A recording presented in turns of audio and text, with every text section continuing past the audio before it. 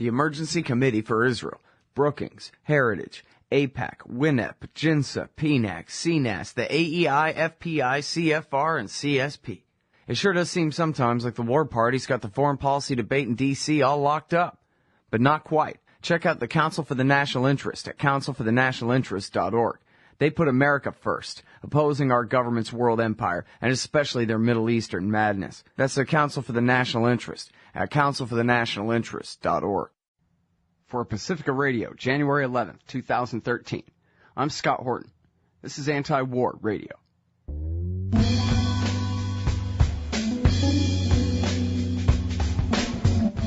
All right, y'all, welcome to the show. It is Anti-War Radio. I'm your host, Scott Horton, here every Friday from 6:30 to 7 on KPFK 90.7 FM in L.A.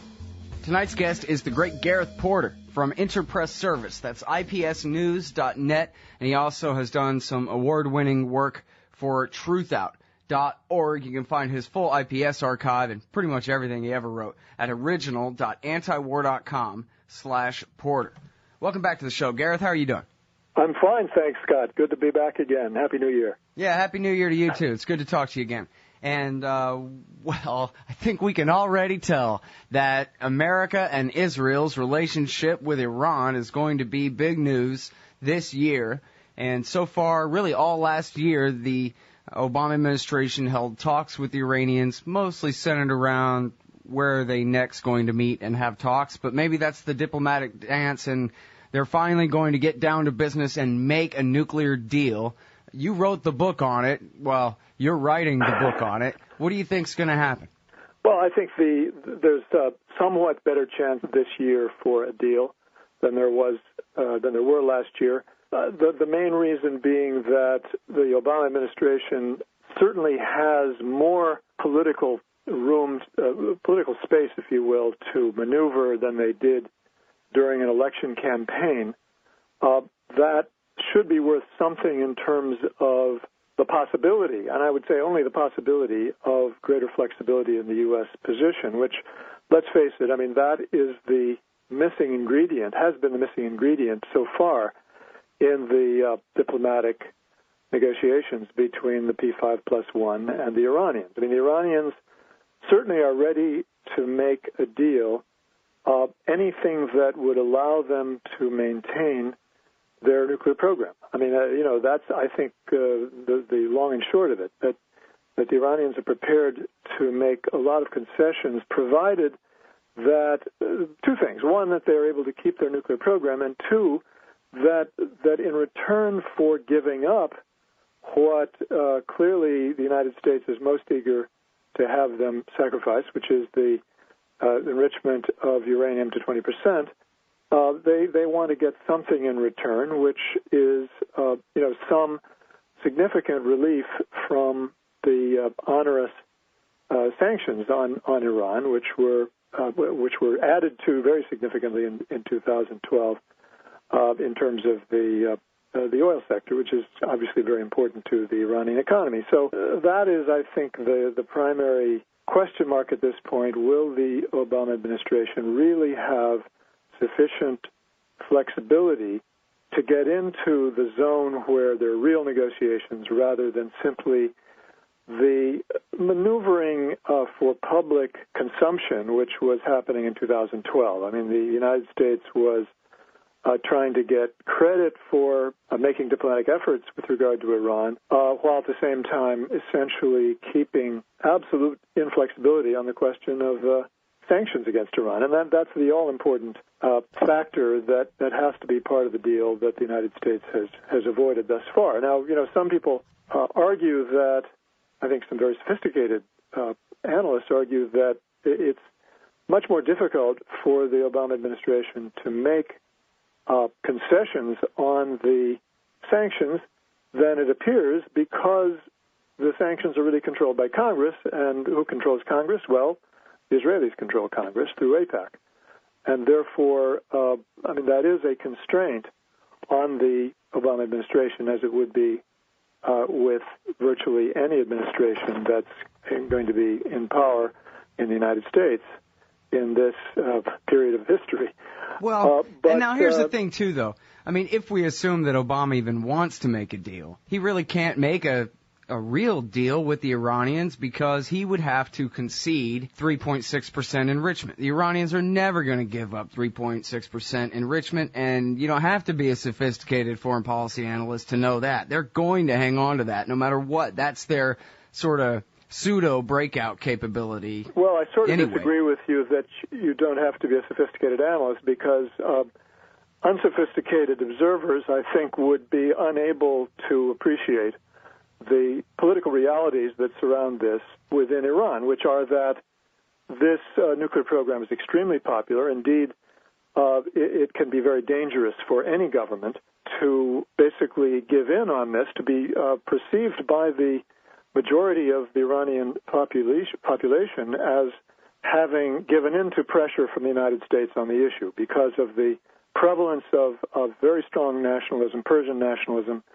and the tie-in between that nationalism and the nuclear program, which is a matter of prestige and pride for the Iranian people. So definitely that, it is a fact that there is little room for any government to give in on that. Well, but so wouldn't Obama prefer to just leave things the way they are and just leave it status quo for the next president rather than make a deal? This brings us to the factor that I think is most likely to queer the deal at this point, which is that it's not so much AIPAC and Israel at this point, but the other factor that has for decades been in the background of U.S. policy toward Iran, which is the interests of the national security state itself, separate from Israel, which clearly, has played an important role, continues to play an important role in U.S. policy, and those interests have to do with validating the idea of coercive diplomacy, which has been central. It's been part of the warp and woof of U.S. national security policy for decades now, and to give that up, to admit that coercive diplomacy was a failure and had to be given up on Iran is a big problem for the national security state. And then beyond that, of course... You mean just because so many think tank weenies advised otherwise? Well, the think tank weenies are simply an extension of the national security state, of the national security bureaucracies. I mean, let's face it. But it's just too many people would have to eat too much crow, and so they'd rather continue in folly. These think tanks are all people who have been in the national security state in positions at the Pentagon, the CIA, the NSC, State Department, or who are still hoping to get in there. So, it's all one big system. And it's part of their legitimacy. It's a legitimating ideology, if you will, for the national security state, and they're very loath to give that up. And besides that, I think we have to also appreciate the important role that Iran has played as a useful enemy for both the Pentagon, the military services, and the CIA. I mean, they have justified their budgets to a great extent on the basis of Iran as not just a typical rogue state, but the uber rogue state, the one that has gotten our attention, kept our attention, and justified the budgets for not just for military operations, potential military operations, but also for the whole proliferation exercise, the proliferation diplomacy or counter-proliferation diplomacy of the United States. This is one of the things I've been working on, in writing the book on the Iranian nuclear program. What one discovers is that as soon as the Cold War was over, the CIA and the Pentagon, but particularly the CIA, was desperate to find new rationales for continuing to have very high levels of budget, Cold War levels of budget, and the biggest and most obvious candidate to replace the Soviet Union was proliferation by regional powers, by Iran, Iraq, and North Korea. So that has played a huge role in continuing to justify the power and the money that the national security state has been able to accumulate over the last couple of decades. Mm-hmm. Well, the one good thing about the status quo is we're not bombing them, and the bombing hasn't started despite all the pressure from certain sectors inside the United States, right, and obviously the Israelis. And I have to say, Scott, that we need to really put much more focus as critical analysts on the issue of U.S. sanctions. I mean, because there's no question in my mind that the Obama administration, quite a while ago, put its faith in the sanctions as the primary instrument, the main instrument of coercive diplomacy with regard to Iran, rather than military pressure. They know that the Iranians don't really take seriously the idea that the Israelis are going to attack them or that the United States is going to attack them.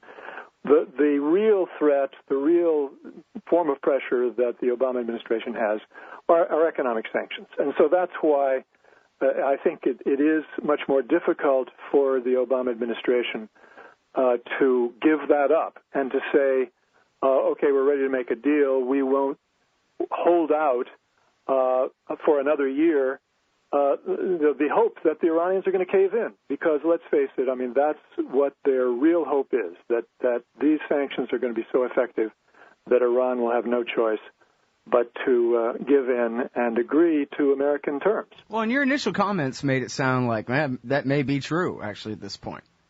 Well, I mean, I think that there's no doubt that the Iranians are under strong pressure in terms of their economy. I mean, their economy is not doing well, and over the next few years, the prospects are not, they're not better for Iran. In fact, one of the people who I've spoken with, who is a very perspicacious observer of the Iranian economy, an Iranian who lives abroad, has made the observation that Iran's economy is bound to suffer more as time goes by because the oil sector has failed to make the necessary investments in more modern technology or to get the necessary capital to modernize the oil sector, and therefore production is continuing to go down. Right, they have to export their crude oil and then re-import the refined gasoline. That's right. So basically, I mean, they are facing, the prospect or the specter, if you will, of worse situation economically because of the gradual deterioration of the oil sector. And so that, I mean, there's no doubt that is a form of pressure on Iran that is very difficult for them to cope with. And so they are really, they're caught in a bind. They have the political constraints that we've already talked about, which really make it impossible to give in. And of course they don't want to anyway. But at the same time, they do have, the sanctions are a huge problem for them, and that's that means that they are going to be very creative about trying to offer the United States some variant of the deal that involves both, giving up the 20% enrichment, which was always a negotiating chip in any case, or a set of negotiating chips, and agreeing to various other kinds of assurances, including, accepting the additional protocol, very far-reaching, intrusive inspections, going beyond what they have agreed to in the past. And in other ways, doing everything possible to reassure the United States and the West that they have not had any ambitions for nuclear weapons. I think they're ready to go. I have a very strong suspicion that they can provide much more information than they have to clear their record in that regard. But the Iranians, being Iranians, good rug salesmen, they are holding on to that information as other negotiating chips. And so I think that's going to be part of the deal they're ready to offer. But, in the end, they are still faced with this problem that the United States government is hung up, I think still hung up on the idea that, well, we've really got them by the neck now. We have our boot on their neck, and we shouldn't raise that boot because we have a good chance of forcing their hand on it and getting the terms that we want. Oh yeah, the entire Middle East is completely under our sway. Everything's working great.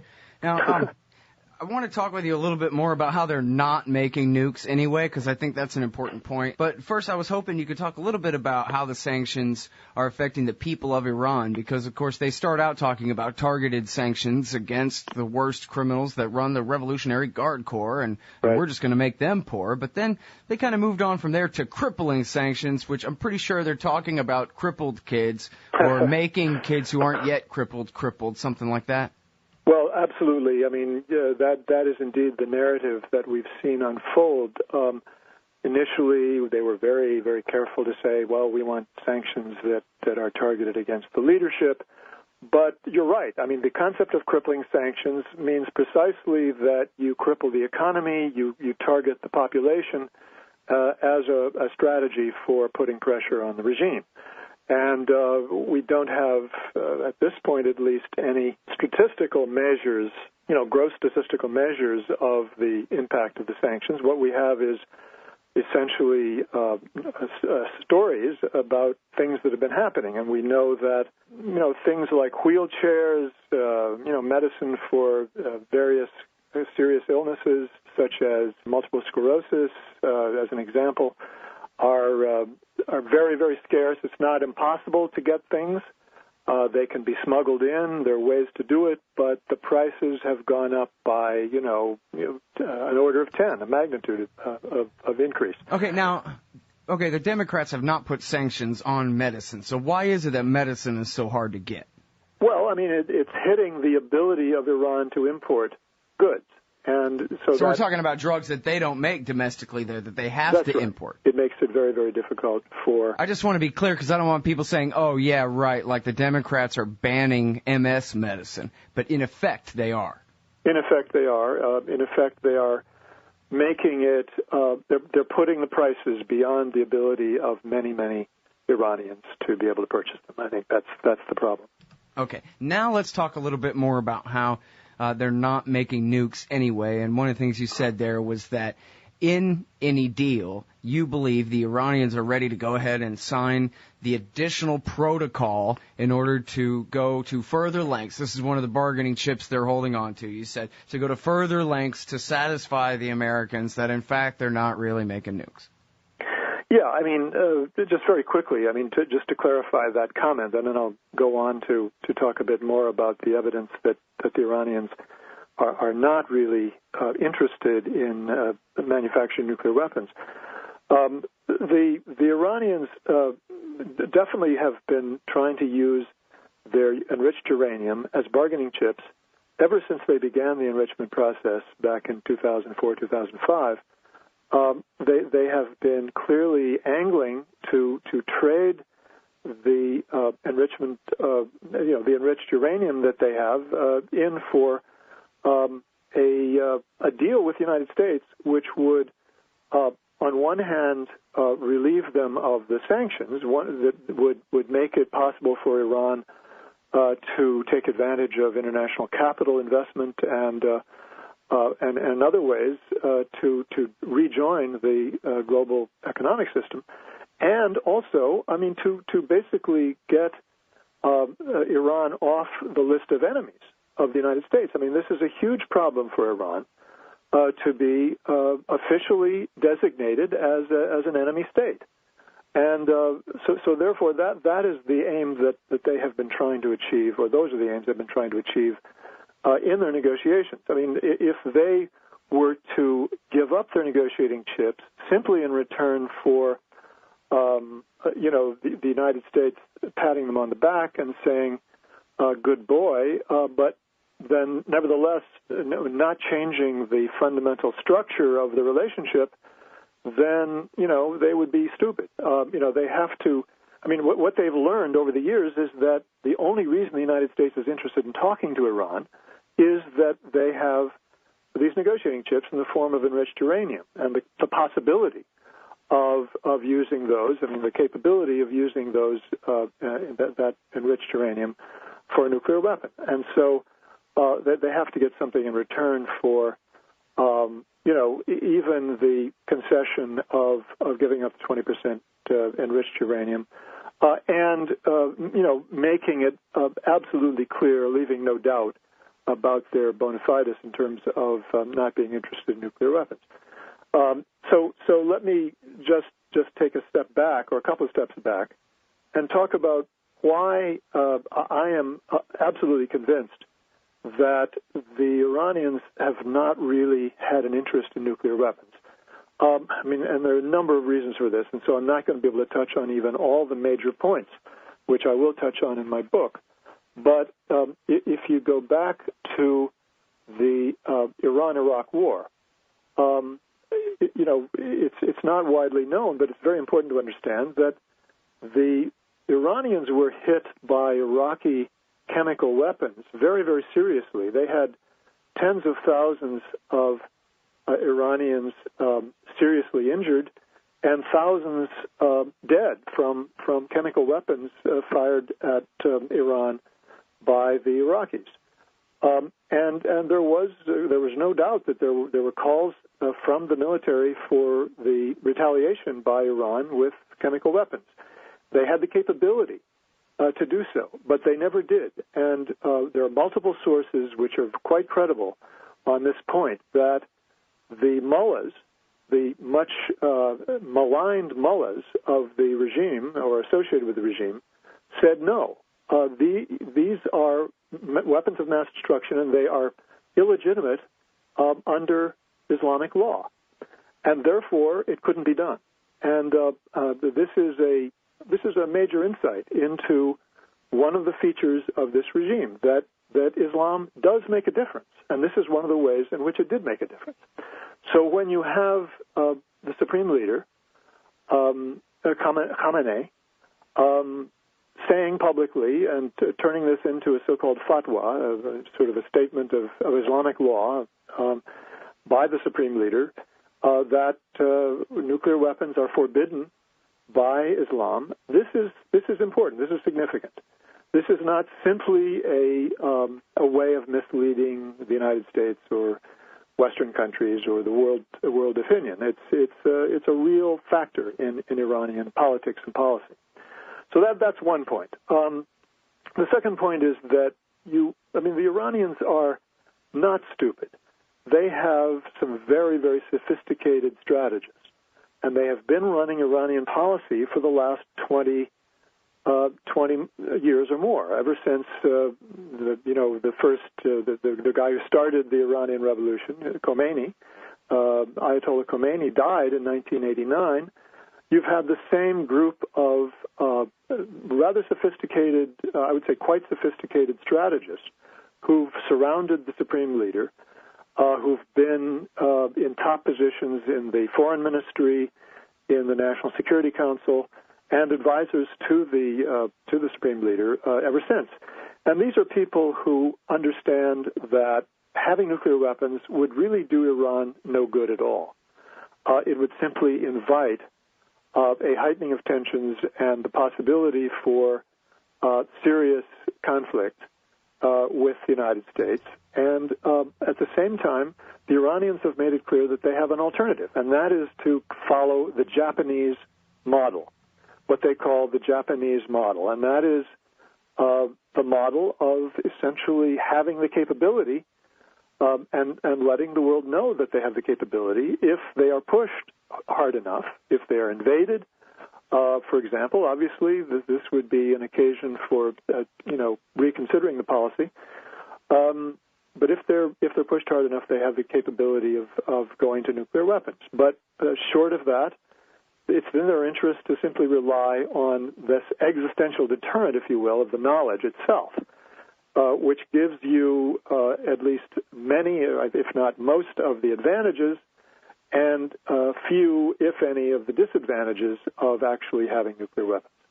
So it's a very smart strategy, and I think, unfortunately, the rest of the world fails to appreciate the sophistication with which the Iranians have approached this problem. Mm-hmm. Well, what's funny is they could offer to join up with us and our common ally, government in Iraq against al-Qaeda in Syria, except that America's backing al-Qaeda in Syria just in order to weaken Iran. So I guess that won't work. Yeah, in this case, the alliance against al-Qaeda falls apart. I agree, yeah. Too bad. Yeah, ever since 2003, as you originally reported in the American Prospect there. Yeah. Well, and also, I'm not so sure I'd take the Ayatollah's word for it about Islamic law and this, that, and the other thing, but Seymour Hersh reported that they stopped even considering making nuclear bombs in 2003 as soon as they were done tricking us into getting rid of Saddam for them. Because, after all, it was the Ayatollah who sent Ahmed Chalabi to tell the neocons that they were going to make a new Shiite democracy in Iraq that was going to be an ally to Israel and build a water and an oil pipeline to Haifa and everything. Well, this interpretation is certainly not an unreasonable interpretation. It does correspond with the timeline that we've seen historically there, which is that it was in 2003 that you have a clear turning point in the public policy of the Iranian government, the Islamic Republic, in which the fatwa is issued and they make they make special efforts to convince the United States and the West that they are not interested in nuclear weapons. I think that it's more likely, I would say that it's highly likely that what happened then was that, yes, with the collapse of the regime change in Iraq, with the Saddam regime being overthrown and the Shia regime really coming to power or having the obvious prospects for coming to power, they were able to go public with the idea that we are not interested in nuclear weapons for the first time without having any disadvantage in regard to their relationship, their conflict with Iraq. So I think that it did play a role. I think that the collapse of the Saddam regime did play a role in their policy. I would simply say that I don't think that there's evidence that, in fact, they were working on nuclear weapons, that they had a policy of a covert program to build nuclear weapons before 2003. I think that there may have been, and I think there was a debate about this during and after the war against Iraq, and I think the debate went on through the 1990s. There were people in Iran who said, yes, we should have a nuclear deterrent, but there's no, as far as I'm concerned, there's no conclusive evidence, and indeed the evidence leans in the other direction, points in the other direction, that Iran had made a decision to move towards nuclear weapons. Plenty of ways that nuclear scientists could become educated about nuclear weapons technology. After all, the CIA gave them finished blueprints for a nuclear bomb. We ensured that they would have something to study, absolutely. Right. And of course, they were smart enough to throw the brochure away by the time the IAEA got there. They're not dumb enough to be entrapped in that one. Well, exactly, yeah. I think they probably saw that one coming, in fact. But I think you have to distinguish between, individuals doing, work in their study and a actual covert nuclear weapons program. There's simply no evidence of that, and as you know well, but some of your listeners may not be aware, I have studied the documents which we have given the moniker the laptop of death, the laptop documents which fell into the hands of the U.S. government in 2004, more carefully, I think, than anybody else in the public sector, in the public realm, and decided after that careful study that they are indeed fabricated. That's not to say that every document is fabricated, but I think the key documents, particularly the drawings of the nose cone of a Shahab-3 missile showing, drawings that appeared to be aimed at integrating or showing how a nuclear weapon could be integrated into the nose cone of the Shahab-3. I think those were clearly fabricated, and the reason is that they showed the wrong the wrong missile nose cone. It was a missile that the Iranians had basically given up on. All right, now, and I'm sorry, I have to cut you off here. We have to leave it at that, Gareth. Yeah. We're just all out of time, but I encourage everyone, just Google Gareth Porter, Iran laptop, and you can read the complete debunking of the alleged studies documents and a great 2 or 3 articles there. You can find all Gareth Porter writes at Interpress Service, that's ipsnews.net, at antiwar.com/Porter, and at truthout.org. Thanks so much for your time tonight. Thanks, Scott. Everybody, that's the end of the show. I'm Scott Horton. See you next week. Anti-War Radio here from 6:30 to 7 every Friday night on KPFK 90.7 FM in LA. Check out my full interview archives at scotthorton.org.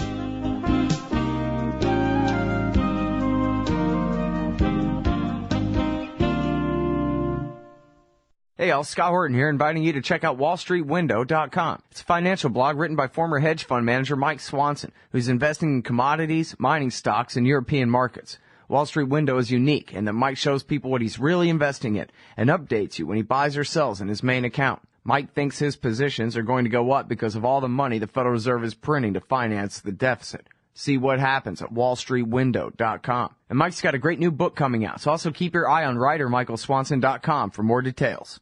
Hey everybody, Scott Horton here, inviting you to check out the Future Freedom Foundation at fff.org. They've got a brand new website with new and improved access to more than 20 years worth of essays promoting the cause of liberty. And FFF's writers, including Jacob Hornberger, Jim Bovard, Sheldon Richmond, Anthony Gregory, Wendy McElroy, and more, aren't just good. They're the best at opposing and discrediting our corrupt overlords in Washington and their warfare, welfare, regulatory police state. That's the Future Freedom Foundation's new and improved site at fff.org. Man, you need some Liberty stickers for the back of your truck. At LibertyStickers.com, they've got great state hate, like Pearl Harbor was an inside job. The Democrats want your guns. U.S. Army, die for Israel. Police brutality, not just for black people anymore. And government school, why you and your kids are so stupid. Check out these and 1,000 other great ones at LibertyStickers.com. And of course, they'll take care of all your custom printing for your band or your business at TheBumperSticker.com. That's LibertyStickers.com. Everyone else's stickers suck. Hey ladies, Scott Horton here. If you would like truly youthful, healthy, and healthy-looking skin, there is one very special company you need to visit. Dagny & Lane at DagnyandLane.com. Dagny & Lane has revolutionized the industry with a full line of products made from organic and all-natural ingredients that penetrate deeply with nutrient-rich ionic minerals and antioxidants for healthy and beautiful skin. That's Dagny & Lane at DagnyandLane.com. And for a limited time, add promo code SCOTT15 at checkout for a 15% discount. Hey y'all, Scott here. First of all, thanks to the show's sponsors and donors who make it possible for me to do this. Secondly, I need more sponsors and more donors if the show is to continue. ScottHorton.org/donate has all the links to use PayPal, Give.org, Google Wallet, WePay.com, and even Bitcoins to make a donation in any amount. You can also sign up for monthly donations of small and medium-sized amounts through PayPal and Give.org. Again, that's ScottHorton.org/donate for all the links. To advertise on the site or the show, email me, Scott@ScottHorton.org. And thanks.